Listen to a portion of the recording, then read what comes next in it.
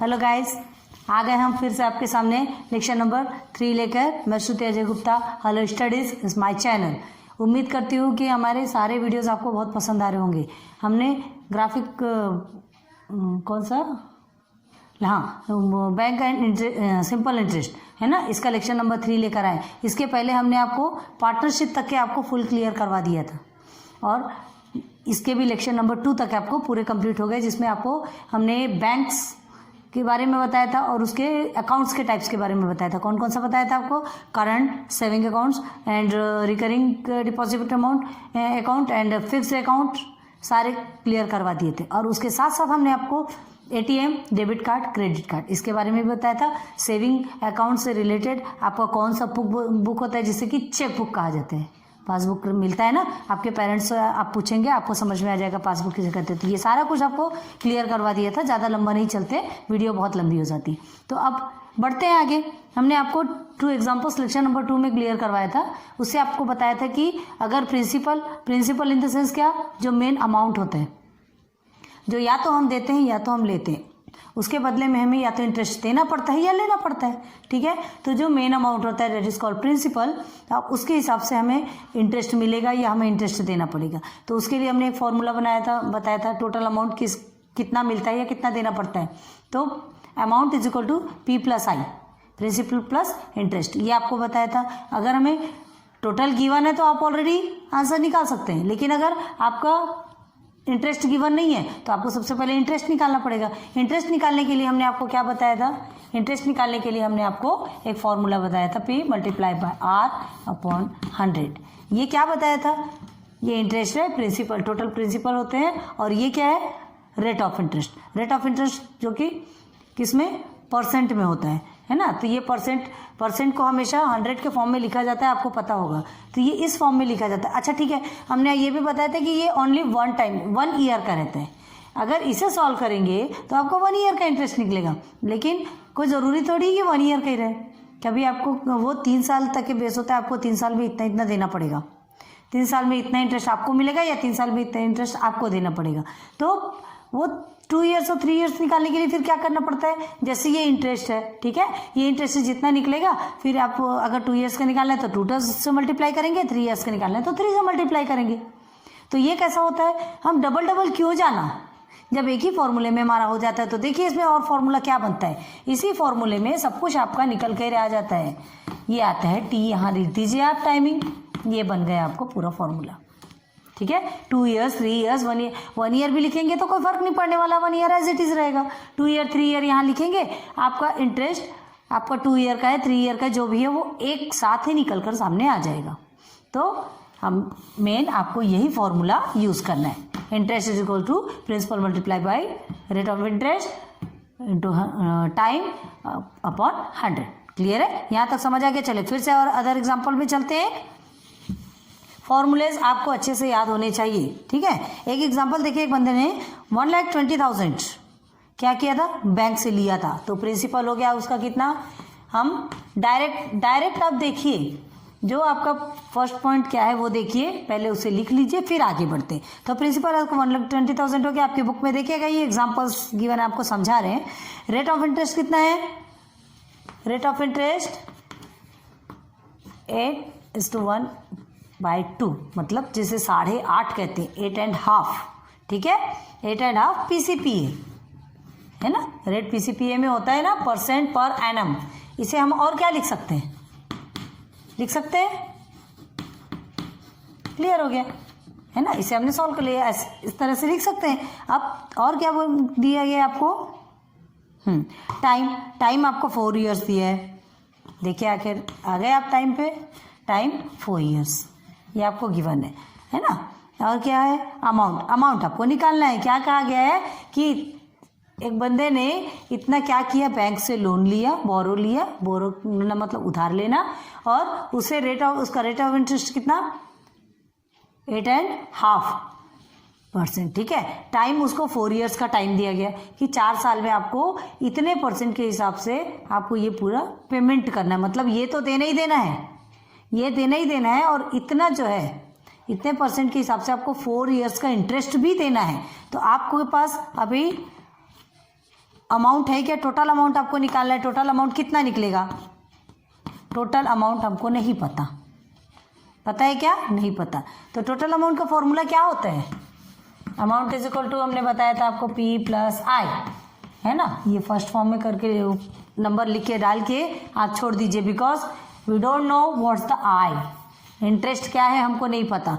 तो सबसे पहले हमको इंटरेस्ट निकालना पड़ेगा, क्योंकि हमको टोटल अमाउंट ही तो पूछ रहा है, टोटल अमाउंट पूछ रहा है, तो टोटल अमाउंट के लिए हमको पहले इंटरेस्ट निकालना पड़ेगा। अब भी हमने आपको इसका फॉर्मूला बनाया, principal multiply by rate of interest multiply by T upon 100। Simple way में चलिए, I is equal to principal कितना है 1,20,000 है आपका, देन रेट ऑफ इंटरेस्ट कितना है 8.5, देन टाइम इज 4 years। देखिए सब एक साथ निकल रहा है ना, कहीं और जाने की ज़रूरत है क्या, डबल डबल काम करने से अच्छा एक बार में जो काम होता है हमें वो काम करना है, ठीक है।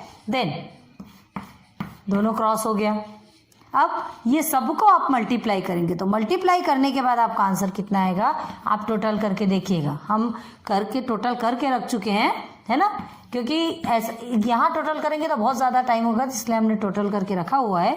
आप देखिए I इज इक्वल टू ये इतने रुपीज़ आपका आंसर हो गया। या तो आप ये रुपीज़ ऐसा लिखिए या ऐसा लिखिए, ठीक है, वो आप इट निकल गया, निकल गया आपका क्या निकला, आपका इंटरेस्ट निकला। अब हमें क्या निकला है, लिखना है, हो गया, कंप्लीट हो गया, नहीं कंप्लीट नहीं, हमें क्या पूछा है, अमाउंट, टोटल अमाउंट हमें कितना, मतलब उसे जिस बंदे ने इतना लिया 1,20,000 लिया है, तो उसको बैंक को और कितना देना पड़ेगा, 4 years के लिए लिया ना, 4 years के लिए लिया, तो 4 years के लिए उसे 8.5 PCPA उसे पर एनम के हिसाब से उसको क्या करना है, पेमेंट करना है। तो ये पेमेंट करना है, तो अब कितना निकला आपका, इतना इंटरेस्ट निकल गया। अब टोटल अमाउंट निकालना है हमें। चलिए टोटल अमाउंट सिंपल वे में, अमाउंट कितना हो गया P प्लस I। P आपको गिवन है, P कितना है आपका 1,20,000 है, और आपका इंटरेस्ट कितना निकला 40,800। क्लियर है, मिल गया आपको I, इंटरेस्ट मिला कि नहीं। तो ये जो इंटरेस्ट मिलेगा दोनों को प्लस करेंगे, तो हमें प्लस करने पर कितना आएगा, यहाँ रख लीजिए आपको 40,800। क्लियर है, ये डायरेक्ट हमने यहाँ पुट कर लिया 0,0,8,0,6। हाँ कितना आया देखिए 1,60,800, है ना, ये क्या आ गया रुपीस। ये आपका टोटल अमाउंट। ये क्या करना है, ये क्या करना है, उस बंदे को बैंक में देना है। ये आपका with interest, principal plus interest, उसने कितना लिया था 1,20,000 लिया था, लेकिन उसे देना कितना पड़ेगा 1,60,800 देना पड़ेगा। समय पे बैंक ने उसकी हेल्प की, लेकिन बैंक भी क्या करता है, समय पे हेल्प करता है, तो वो ये भी करता है कि हम आपको दे रहे हैं तो आपको भी हमें, जिसे कहते हैं इतने टका ब्याज, हिंदी में कहते हैं ना लोग, इतने टका ब्याज देना पड़ेगा। आप 100 रुपीज़, हमने इसके पहले भी बताया था, 100 रुपीज़ किसी फ्रेंड से लेते हैं, वो बोलेगा मुझे 5 रुपये एक्स्ट्रा देना, 10 दिन के अंदर अगर नहीं दिया तो वो 5 रुपये क्या कहलाता है, वो 5 रुपीज़ क्या कहलाता है, उस बंदे का इंटरेस्ट कहलाता है। क्लियर है, ठीक है, ये समझ में आ गया, बहुत ईजी है, ज़्यादा हार्ड नहीं है, ठीक है। अब इसके बाद फिर हम आप चलेंगे प्रैक्टिस सेट, ठीक है, प्रैक्टिस सेट में चलेंगे तो फिर आपको और इजी समझेंगे। चलो एक और बता दें आपका प्रैक्टिस सेट का, चलिए प्रैक्टिस सेट में देखते हैं। प्रैक्टिस सेट का फर्स्ट देखिए क्या क्वेश्चन दिया है, जस्ट मिनट ना, टाइम होता हो तो नहीं बताएंगे। प्रैक्टिस सेट में गिवन है आपका, इफ रिहाना डिपॉजिट्स 1,500, ठीक है, in school saving banks. Rehana ने क्या किया, डिपॉजिट किया, मतलब डिपॉजिट किया, जमा करना, ठीक है, 1,500 in school saving banks at 9 PCPA for 2 years। What total amount will she get. क्या कि उसने 1,500 रुपये उसने स्कूल सेविंग बैंक में जमा किया 9 PCPA के हिसाब से, ठीक है, 2 साल के लिए। अब उसको टोटल अमाउंट उसको कितना मिलेगा, उसने जमा किया तो उसको इंटरेस्ट सहित मिलेगा ना। टोटल अमाउंट किसको कहते हैं, जो मेन अमाउंट रहता है वो, और उसके साथ में जो प्रॉफिट मिलता है वो, वो प्रॉफिट ही इंटरेस्ट कहलाता है। ठीक है, तो देखते हैं सॉल्यूशन। सबसे पहले आप प्रिंसिपल निकालिए, कितना था उसका, कितना जमा किया उसने 1500। ठीक है, फिर क्वेश्चन क्या दिया है 9 PCPA के हिसाब से दिया। रेट ऑफ इंटरेस्ट कितना है 9 PCPA। सिंपल है, आगे थोड़े थोड़े हार्ड आएंगे तो अभी आपको बता देंगे। हाँ, टाइम इज 2 years। क्लियर है, टाइम 2 years है। बस आपको टोटल अमाउंट उसको कितना मिला ये बताना है। तो टोटल अमाउंट निकालने के लिए हमने क्या कहा था, अमाउंट इज इक्वल टू कितना होता है P + I। ठीक है, I आपको नहीं मालूम तो इसे हम क्या करेंगे 1 लिख के छोड़ देंगे। अब उसके बाद फिर हम आते हैं सीधे I निकालेंगे। पहले ये I को ही निकालेंगे ना, ये I हमको पता करना है तो I तो निकालेंगे। तो इज इक्वल टू कितना है, I is equal to P × R × T upon 100। निकाल लीजिए, डायरेक्ट वैल्यू पुट कीजिए, आपका निकल जाएगा। P कितना है 1500, R 9, T 2 years अपॉन 100। ये दोनों कट हो गया। ठीक है, I इज इक्वल टू कितना निकलेगा 9 2 ज़ा 18 और 15 को मल्टीप्लाई करोगे तो कितना होगा आपका 270। ठीक है, 270 हो गया।